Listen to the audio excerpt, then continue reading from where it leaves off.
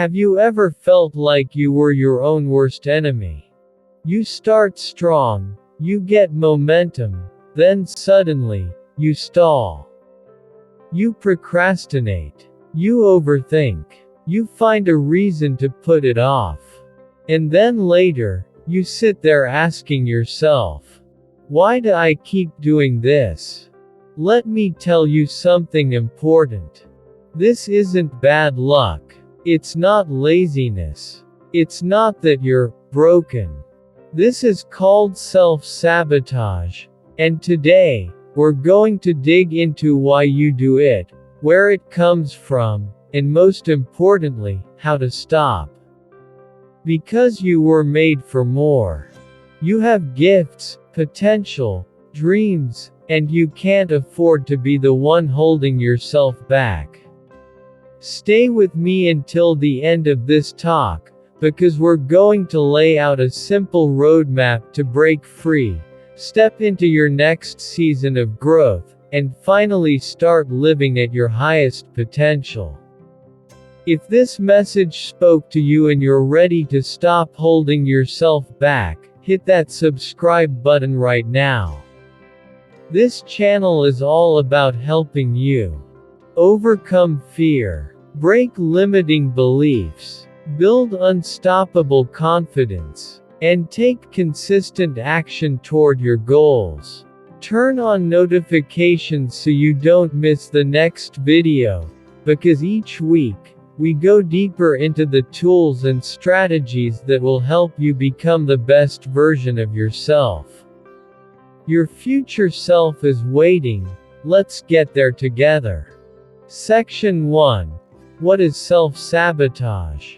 Self-sabotage is when your actions work against your goals. Sometimes you see it coming, and sometimes you don't even realize you're doing it.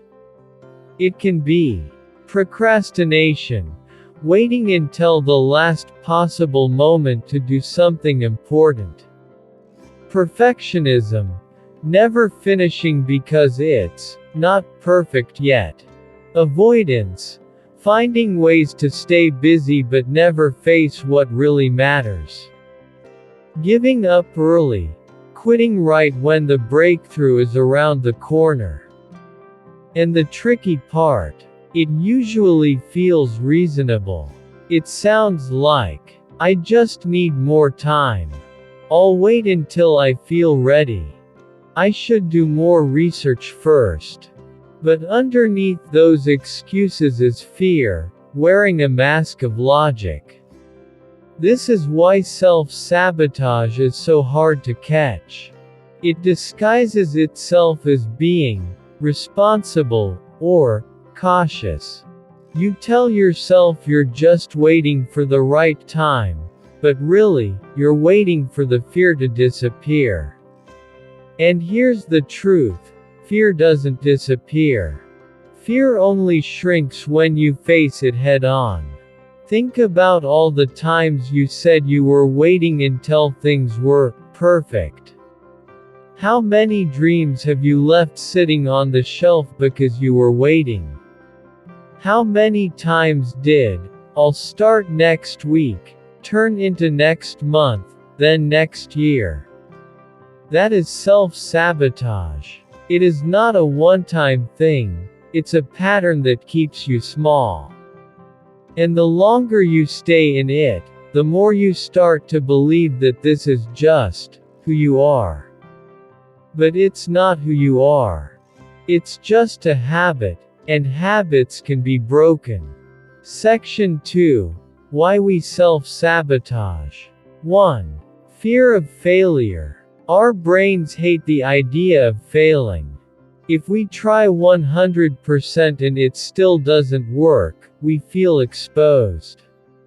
So we self-sabotage, because if we never give it our all, we can always say, I could have succeeded if I tried harder. But here's the truth, failure isn't proof that you're not good enough. Failure is proof that you're growing. This fear runs so deep that many people will sabotage themselves before anyone else can reject them. It feels safer to quit on your own terms than to risk giving your all and falling short. But here's the thing, avoiding failure doesn't protect you. It just guarantees you stay exactly where you are. Every person who has achieved greatness, in sports, in business, in relationships, has failed over and over again. What made them different wasn't that they never failed. It's that they refused to let failure define them. 2. Fear of success. This one is sneaky. Success means visibility. People might judge you. It means responsibility. More is expected of you. It means change, and your brain clings to the familiar. So you stay small. You shrink. You play it safe. But staying safe also means staying stuck. Sometimes we're more scared of success than failure, because success challenges us to grow into someone we're not used to being.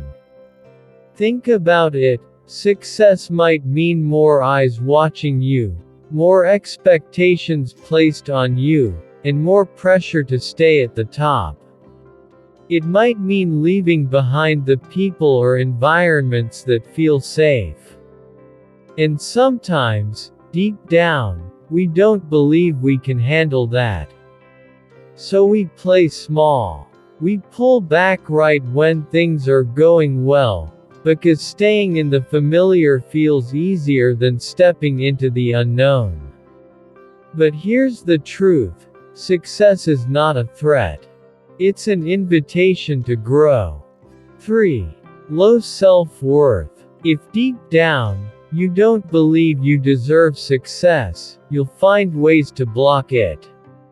Your brain will match your life to your self-image. This is why inner work is so important. You can't out-hustle a belief that you're unworthy, you have to rewrite that belief first. This is one of the most painful forms of sabotage, because it doesn't just stop you from moving forward, it convinces you that you're not even allowed to try. But worthiness is not something you earn. It's something you already have. You don't have to achieve more, look a certain way, or be perfect to deserve success. You simply have to accept that you are worthy, right now, as you are. 4. Comfort zone attachment. Our comfort zone feels good because it's predictable, even when it's keeping us small. Think of it like living in a tiny house where you know every corner, every creak in the floor. The idea of moving into a bigger, better house is exciting, but scary because it's unknown. That fear of the unknown is what keeps most people stuck. Your brain's job is to keep you alive, not make you happy. That's why change feels uncomfortable, even when it's good for you. Every time you step outside your comfort zone, your brain sends alarms, trying to pull you back into what feels safe. But growth only happens outside of comfort.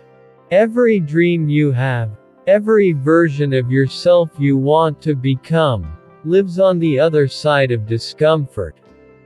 And the longer you stay in the small house, the more it shrinks around you. Section 3. Real-life examples. Let's make this real. The writer who keeps rewriting chapter 1 instead of finishing the book. The athlete who trains hard but keeps forgetting to register for the competition. The person who always has a dream business idea but never actually launches. These aren't failures of discipline. These are signs of inner conflict. Part of you wants to grow, part of you wants to stay safe. The key is to get both parts working in the same direction. Section 4. How to break the cycle. Here's the roadmap to freedom. Step 1. Become aware. Start tracking your behavior this week. Notice. What tasks do I avoid? What excuses do I use most often? When do I sabotage myself? And what am I feeling right before I do? Awareness is power. Once you see the pattern, you can interrupt it. Step 2. Challenge the inner critic. Take out a journal and write down the loudest negative thought you have. Then literally talk back to it. Example. Thought. I always mess things up. Truth. I've succeeded many times before, and I can succeed again. You have to replace the inner critic with an inner coach. Step 3. Redefine failure. Failure isn't a verdict, it's information. Michael Jordan famously said, "I've missed more than 9,000 shots in my career. I've lost almost 300 games. I've failed over and over again, and that is why I succeed." Every failure is a stepping stone to mastery. Step 4. Create small wins. Start ridiculously small. Write for 5 minutes. Go for a 10-minute walk. Make one phone call. Each small win rewires your brain to see progress is safe, not scary. Step 5. Build a support system. Find an accountability partner. Someone who will remind you of your goals when you forget. Community helps you stay the course when motivation fades. Step 6. Take imperfect action.